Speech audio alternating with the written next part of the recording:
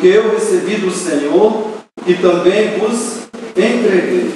Que o Senhor Jesus, na noite em que foi traído, tomou o pão e, tendo dado graças, o partiu e disse: isto é o meu corpo que é dado por vós. Fazei isto em memória de mim. Por semelhante modo, depois de haver ceado, tomou também o cálice, dizendo: este cálice é a nova aliança no meu sangue. Fazei isso todas as vezes que o beberdes, em memória de mim. João Calvino disse que pelo batismo Deus nos introduz na sua família. Pela Santa Ceia Ele nos alimenta e nos sustenta em sua casa. Olha como isso é importante. Qual é a função do batismo? O que é que Deus faz através do batismo? Ele introduz novos cristãos na sua família. Pela Santa Ceia, Deus nos alimenta, Deus nos sustenta na sua casa. Mas como é que Deus nos alimenta? Por meio do corpo, do sangue do seu Filho. É um grande erro dizer ou crer que a Santa Ceia é apenas um memorial, uma lembrança. Não. A Santa Ceia é muito mais do que isso. Ela é uma presença real. A Santa Ceia é uma presença real. E isso em dois sentidos. A realidade de Cristo e a realeza de Cristo. Esse pão e esse vinho são verdadeiramente, realmente, realisticamente o corpo e o sangue de Cristo. E são o corpo e o sangue reais. Ou seja, do Rei dos Reis. Ele é o Rei de todo o universo. E é esse Rei que está presente com seu corpo e sangue na Santa Ceia. Ela é a presença real de Cristo. É o Rei que está presente. É o Rei digno de toda glória, todo respeito, toda honra. É o Rei digno de toda homenagem, exaltação, adoração, louvor.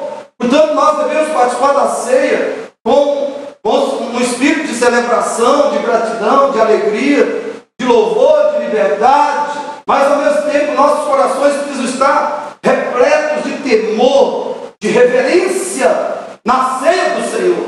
Nossos corações precisam estar cheios de temor, de reverência, de santidade, porque é o Rei Santo, Santíssimo, que está presente e do qual nós estamos participando. Ele está inserido em nós, Ele está sendo entrelaçado em nós, e nós nele. Estamos sendo envolvidos, absorvidos por Ele, e Ele é absorvido por nós na Santa Ceia. É o Filho de Deus, é o Santo, é o Eterno, é o Rei, é o Soberano, é o Santíssimo Deus. Espiritualmente Ele está no pão, Ele é o pão.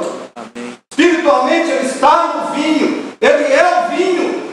Nós não podemos fazer isso como se fosse uma coisa simples, comum, corriqueira, ou sem muito significado. Ele está no pão espiritualmente, Ele está no vinho, porque foi assim que Ele realizou e permanece realizando a nossa redenção. Ele realizou a redenção e Ele permanece realizando a nossa redenção diretamente, especificamente, pelo seu corpo e pelo seu sangue. A redenção do pecador está na essência da Santa Ceia. Ele é a nossa redenção. Presta atenção nessas três expressões do texto que lemos. Presta atenção.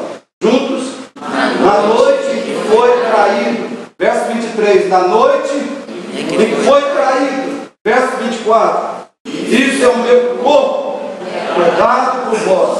Isto é, o meu corpo que é dado por vós. Verso 25. Esse cálice é a nova aliança no meu sangue. Queridos, há uma ligação direta entre esses acontecimentos. Ele foi traído e ele diz: isto é o meu corpo oferecido por vós. Isto é o meu sangue, para que vocês tenham uma aliança firme, inabalável com Deus, uma aliança eterna com Deus. Há uma ligação tremenda entre esses acontecimentos. Por quê? Porque não foi somente Judas que traiu a Cristo. Sabe quem mais traiu a Cristo? Além de Judas, eu, você. Primeiramente Adão traiu Jesus. Depois todos nós o traímos. A única diferença entre nós e Judas é que Judas não recebeu graça. Nós recebemos graça. Essa é a única diferença. Às vezes nós falamos de Judas e pensamos em Judas como se ele fosse o desgraçado, o miserável, como se ele fosse o pior dos seres humanos, porque ele traiu Jesus. Quando na realidade nós somos iguais a Judas, exatamente iguais. Se não somos piores do que Judas, somos iguais a ele. A única diferença entre nós e Judas é que nós recebemos graça, ele não. E a graça está exatamente na redenção que nós recebemos. O corpo de Cristo foi entregue por nós. Glória a Deus. O sangue de Cristo foi derramado por nós. É isso que ele está falando, ou não é? A nova aliança é nova. Não porque ela não existisse desde Adão.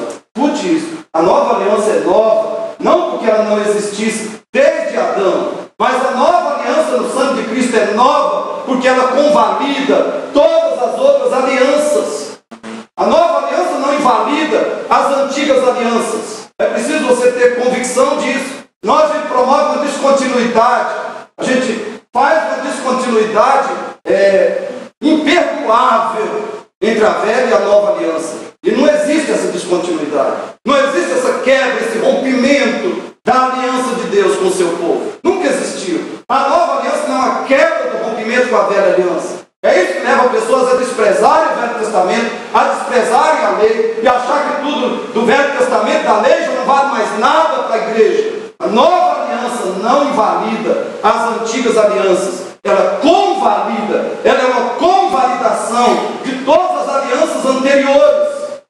Todas as alianças que Deus fez com o ser humano, com o seu povo antes de Cristo, Ele fez. Todas essas alianças eram baseadas no sangue. Em sangue, não há aliança sem sangue. Nunca houve aliança sem sangue, sem derramamento de sangue. Mas qual é o sangue que garantiu que Deus possa nos dar os benefícios eternos prometidos nas suas alianças? Qual o sangue que garantiu que Deus nos dá os benefícios eternos? Somente o sangue de Cristo. Só o sangue de Cristo. Aqueles sangues das alianças anteriores anunciavam o sangue de Cristo que convalida as alianças anteriores. Isso que nós vemos, evidentemente, em Hebreus 9:12. Vamos ler? Não por meio de sangue de bodes e de bezerros, mas pelo seu próprio sangue,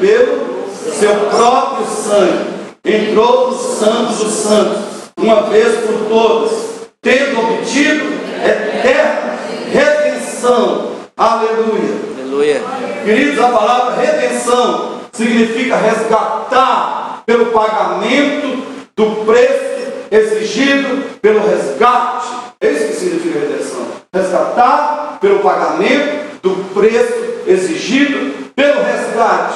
No caso de Cristo e da nossa redenção, o pagamento era o próprio Cristo se entregando em substituição ao pecador. O próprio Cristo se entregou. Ele era o próprio Cristo fazendo o pagamento, pagando o preço, se entregando em lugar do pecador. Escute isso, preste atenção. O pecado é a suprema traição. Isso por causa da natureza de Deus e da natureza do próprio pecado. O pecado é a pior de todas as traições. Por causa da natureza do pecado e por causa da natureza de Deus. Cristo na cruz foi o custo da nossa traição. Você traiu a Deus, você também foi um Judas. Se você está em Cristo, você foi um Judas. Se você não está em Cristo, você ainda é um Judas. Porque você ainda ama o pecado, ainda está traindo Jesus com seus pecados. Ainda está traindo a Deus. Mas qual é o preço da nossa traição? O Filho de Deus na cruz, o Santo, o Perfeito, o Imaculado, Filho de Deus, encravado na cruz, o preço da nossa traição. O pecado exigia o nosso sacrifício. Ele se fez sacrifício por nós. O pecado requeria a nossa escravidão. Ele se escravizou por nós. O pecado decretou a nossa maldição eterna. Malditos, não só nessa terra, nessa vida. Malditos por todos sempre, pelos séculos dos séculos. Mas Ele carregou a nossa maldição. Cristo, Ele se fez maldito por mim e por você. Redenção é Jesus, é o Filho de Deus, substituindo o pecador, pagando o preço dessa redenção, o preço do pecado. O pecado estabeleceu a nossa separação completa de Deus. Jesus se separou por nós. Ele aceitou ficar separado de Deus por nós. O pecado exigia a nossa morte. Ele entrou no abismo da morte em nosso lugar. De dentro para fora, de fora para dentro, de dentro para fora, ele matou a morte. A morte que era para mim, a morte que era para você. Queridos, Cristo está no centro da Santa Ceia. Glória a Deus. Cristo está no centro da Santa Ceia. Você pode notar até que não é por, talvez não seja nem por acaso, que os versículos que nós lemos estão no centro do texto da Santa Ceia, das instruções de Deus para nós, através de Paulo, acerca da ceia. Os versículos que nós lemos estão no centro desse texto. Não é por acaso, porque Ele está no centro da ceia. O seu corpo, o seu sangue, a nossa traição, da qual Ele é a nossa redenção. Cristo está no centro da ceia, como Ele está no centro do universo, no centro da história, no centro da igreja, no centro do próprio coração de Deus. No centro do coração de Deus está o seu Filho Jesus Cristo. E Ele está no centro de todas as coisas. Por isso Ele tem que estar no centro da nossa vida. Amém. Ele tem que estar no centro do seu casamento. Ele tem que ser central no seu casamento. Ele tem que ser central no seu coração. Ele tem que ser central nos seus filhos. Ele tem que ser o centro de todo o seu projeto de vida, de todos os seus sonhos de vida. Você só pode participar da ceia se você está substituindo o pecado por Cristo. Pelo menos diligentemente, progressivamente, você está substituindo o pecado por Cristo. Você só pode participar da ceia se Cristo é o centro da sua vida. E você cada dia mais está empurrando o pecado cada vez para fora do seu coração. Jesus Cristo. A Santa Ceia é a pessoa de Cristo. É a morte de Cristo. A Santa Ceia é o sacrifício de Cristo em substituição do pecador. Ele está no centro da ceia.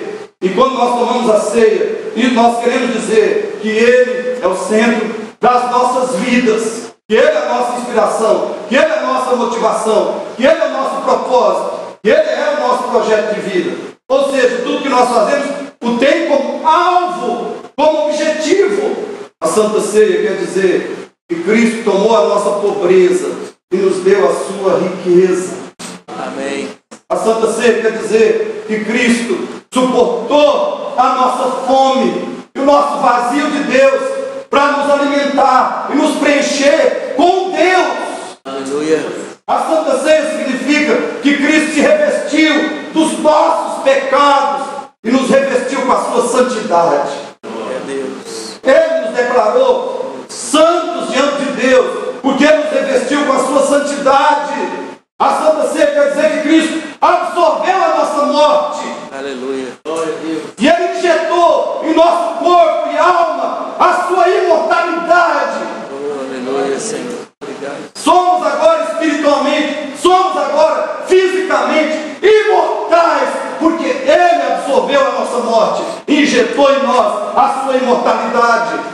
Senão nós sofreríamos o pior tipo de morte, queridos. O pior tipo de morte, que é você existir eternamente em corpo e espírito, porém fora da glória, distante da glória, banido da glória e da presença de Deus. A Santa Ceia quer dizer que Jesus foi para o nosso inferno, para irmos para o céu, que era direito só dele. Você não tinha nenhum direito e nem eu. A ceia significa que o Filho de Deus se tornou filho do homem. Filho de Deus se tornou filho do desprezo, da zombaria, da humilhação, da vergonha, para nos tornar filhos de Deus. A Santa Ceia significa que Ele suportou a inimizade de Deus contra Ele. Um dia o Pai se tornou inimigo do próprio Filho. Cristo suportou na cruz a inimizade de Deus para nos tornar amigos de Deus. A ceia significa que Ele recebeu na cruz a rejeição do Pai, a rejeição de Deus, para que nós tivéssemos a aceitação de Deus. Nós somos aceitos porque Ele foi rejeitado. Isso foi só graça dele, graça, amor, misericórdia para comigo e com você. Eu não entendo como, irmãos, nós podemos aceitar trair Jesus, continuarmos traindo Jesus, às vezes de formas que nós podemos evitar, podemos perfeitamente evitar. Eu não entendo como nós podemos continuar traindo Jesus. Eu peço que você imagine um milionário, um homem incomparavelmente rico, que entrega todos os seus tesouros, entrega toda a sua riqueza para resgatar a sua esposa querida de sequestradores cruéis. Ele se torna completamente pobre de qualquer bem material, qualquer poder, qualquer prestígio deste mundo. Entrega tudo que ele tem para resgatar a sua esposa, para viver o resto da sua vida ao lado da sua esposa. Porque ela vale para ele muito mais do que toda a sua riqueza abundante e infinita. E ele entrega toda a sua riqueza, todos os seus tesouros pela sua esposa. Queridos, Cristo não fez isso por nós. Ele não fez isso. Ele entregou a si mesmo por nós. Ele não entregou seus tesouros. Ele entregou a si mesmo, ao sacrifício infinito. Cristo possui todo o dinheiro, todo o ouro, todos os diamantes dessa terra, mas nada disso pagaria a nossa salvação.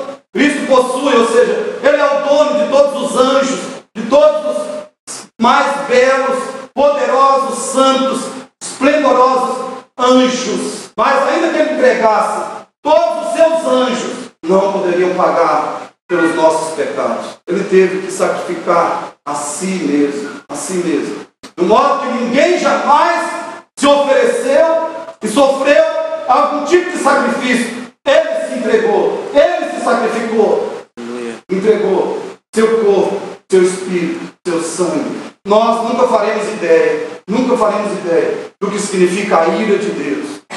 Eu peço que você leia a Bíblia a respeito do inferno. Leia, estude a Bíblia acerca do inferno. Nós não gostamos de estudar sobre o inferno, mas é uma doutrina tão bíblica quanto qualquer outra. Faria muito bem se nós estudássemos mais sobre o inferno. Nos faria extremamente bem. Porque se não servimos a Deus por amor, como devemos, nós devemos servi-lo por medo. Por fé e medo. Salvação é pela fé. Então, se você servi-lo por fé e medo, você já é um cristão, pelo menos. Claro que se você tiver verdadeira fé, você vai ter amor também. Mas talvez o medo nos leve a servir melhor a Deus do que o amor. Então estude acerca do inferno, a infinita ira de Deus. Ela estava sobre o seu filho na cruz. Essa ira. Tudo que você aprender sobre o inferno, você ficar horrorizado, absolutamente horrorizado, desesperado, por causa da realidade do inferno. Talvez isso nos dê uma compreensão do que Jesus passou, do que Ele viveu, do que Ele experimentou na cruz. Eu espero que a gente entenda isso. E, queridos, é por tudo isso, o apóstolo Paulo diz, nós devemos eliminar da nossa vida, eliminar da reunião da Santa Ceia, consequentemente, eliminar da nossa vida qualquer coisa que seja indigna. Olha esse texto, vamos ler juntos? Por isso, aquele que comer o pão ou beber o cálice do Senhor indignamente será réu do corpo e do sangue do Senhor. Examine-se, pois, o homem a si mesmo. Assim como o pão e beber o cálice. Você está vendo? Ele não está dizendo aquele que comer o pão ou beber o cálice imperfeitamente, ou seja, não sendo o ser humano perfeito. Não, ele está dizendo aquele que comer e beber indignamente será réu do corpo e do sangue do Senhor. Examine-se, pois, o homem, ou seja, examine-se a pessoa que se diz cristã, e assim coma do pão e beba do cálice. Você sabe o que significa a palavra réu nesse texto? Sabe o que Paulo quer dizer com a palavra réu? Ele quer dizer, se nós tomarmos a ceia indignamente, ao invés de sermos abençoados pela morte de Cristo, permanecemos culpados pela sua morte. Se tomarmos a ceia do Senhor indignamente, ao invés de participarmos do grupo dos abençoados pela morte de Cristo, nós permanecemos no grupo dos culpados pela sua crucificação. Ele está dizendo, não participe indignamente, porque em vez de ser absolvido, de ser abençoado, você vai ainda ser culpado, mais culpado. É isso que é ser réu. Quando eu falo, irmãos, que nós precisamos odiar o pecado, talvez você diga assim, pastor, isso é impossível. Mas olha, isso é a essência de ser cristão. É odiá-lo, tomar providência para tudo que você sabe que é pecado, você realmente abandonar, eliminar. Amém. Não há cristianismo fora disso. Porque nós sabemos que esse sacrifício do qual nós estamos falando, a única motivação dele foi o pecado, a nossa traição a Deus. Paulo está falando, você não pode tomar a Santa Ceia se você, de alguma forma, ama e se conforma com o pecado na sua vida. Por isso, queridos, antes de nós tomarmos a ceia, nós precisamos fazer pelo menos duas perguntas. Antes de tomarmos a ceia, precisamos fazer pelo menos duas perguntas. Primeiro, eu estou seriamente comprometido com a cruz de Cristo, que significa a eliminação do pecado. Jesus diz, tome a sua cruz e... Eu estou comprometido com a cruz, que significa combate, destruição do pecado, eliminação, superação do pecado. Eu estou comprometido com a cruz e com o Cristo da cruz.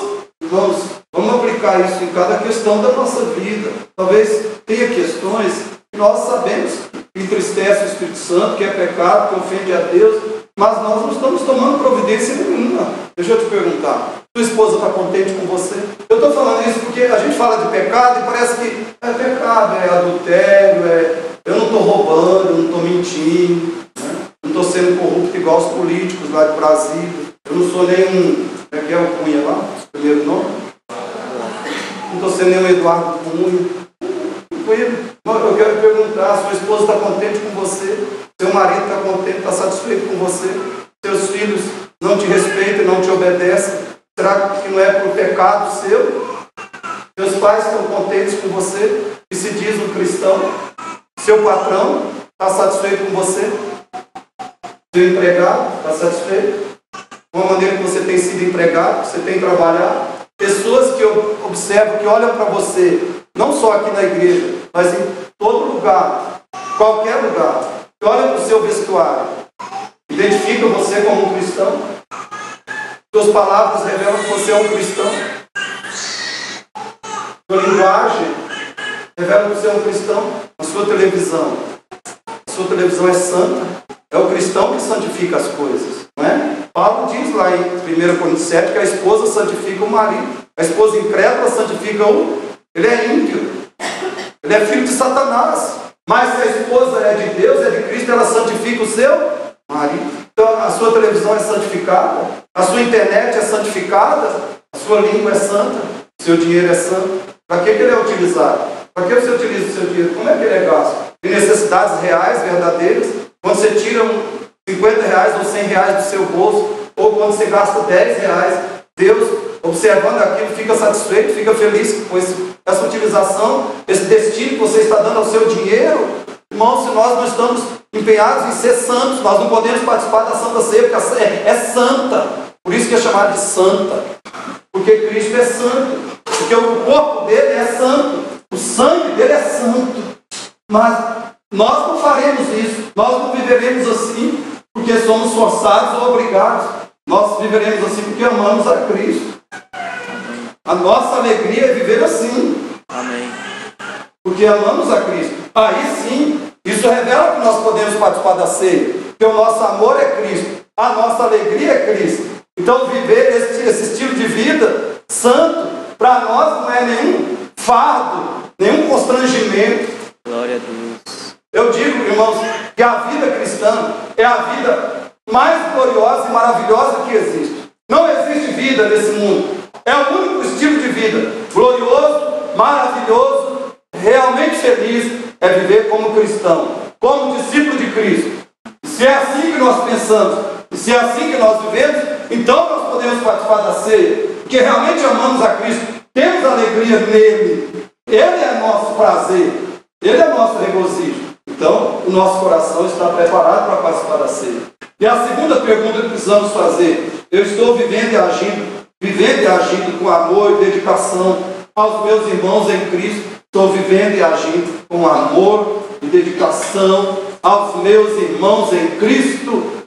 Olha que nesse texto, Paulo aponta, 1 Coríntios 11, ele aponta pecado dos irmãos uns contra os outros. Isso os tornava indignos de participar da ceia. A maneira que eles tratavam uns aos outros. Então nós temos que nos perguntar, a maneira que eu estou agindo com os meus irmãos, vivendo em relação a eles, é de amor e dedicação, de cuidado dos meus irmãos. Irmãos, nós não podemos participar da ceia se existe em nós duas atitudes. Não podemos participar da ceia. Temos em nós duas atitudes. A primeira, de agressão aos irmãos. qualquer tipo de agressão. E a segunda de omissão aos irmãos. Você entendeu? De omissão. Vou viver a minha vida do meu jeito, individualista. E os irmãos aí que estão passando necessidades, que estão sofrendo, que estão fracos, eu não me importo. Eu não me envolvo com eles. Sabe uma coisa? Quando é que você é omisso com os irmãos? Quanto mais você falta aos cultos, mais você revela que o seu coração não se importa com os irmãos. Essa é uma forma. Quanto mais você falta aos cultos, você é um verdadeiro justificativo. Isso revela que você não se importa com os irmãos. No verso 29 desse texto, discernir o corpo significa um compromisso profundo com o sacrifício de Cristo e um compromisso profundo com a igreja de Cristo. Discernir o corpo. Foi o corpo de Cristo que foi crucificado. Então discernir o corpo. Um compromisso profundo com aquele sacrifício. E a igreja é o corpo de Cristo. Discernir o corpo é um compromisso profundo com a igreja de Cristo. Ela é espiritualmente o corpo de Cristo. Para não participarmos indignamente da ceia, nós precisamos discernir o corpo. Compromisso profundo com o sacrifício de Cristo. Compromisso profundo com a igreja de Cristo. Peço que você escute com atenção. Ainda em atitude de oração,